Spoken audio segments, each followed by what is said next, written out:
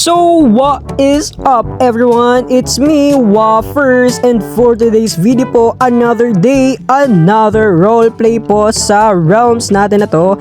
And mag-roleplay po ako as a Minecraft vendor dito sa armor stall na to, as you can see. And samahan niyo po ako sa aking journey. Let's go! Bumili na po kayo sa aking armor stall for a very cheap price everyone. Bili na.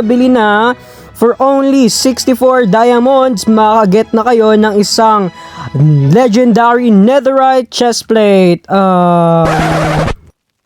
Excuse me sir, ano pong kailangan nyo and who are you? Wait a minute! Who are you? Ba't kaya to nag-jump? Tanungin nga natin. Ano pong kailangan nyo? Ano kailangan nito guys? Let's see.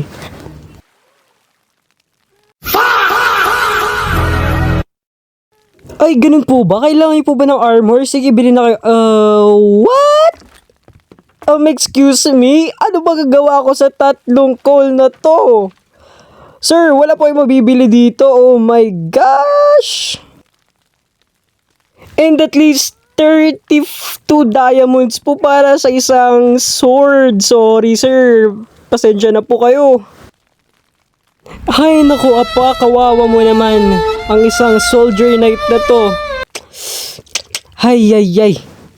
Umalis na lang po kayo dito, shoo. And aba, sino ba to? Kasama mo po ba to sir? Excuse me? How can I help you po? Ay, apakatagal naman nito. One eternity later. Ay nako, grabe naman no, nangihingi ng free armor. Wala nang free ngayon. Alis na kayo dito. Shoo. Alis, bilis, alis kayo dito. Nakakahiya kayo dito, grabe.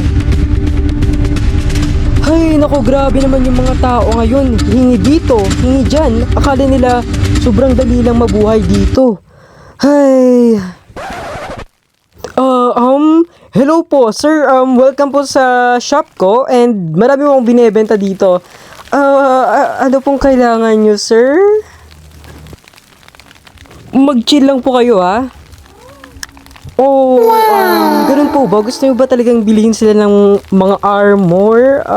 But anyways, sure po, sir. Wait lang po, ha? Kukunin ko lang yung mga armor ko. Ito nga po pala yung pinaka-best stock sa market, sir.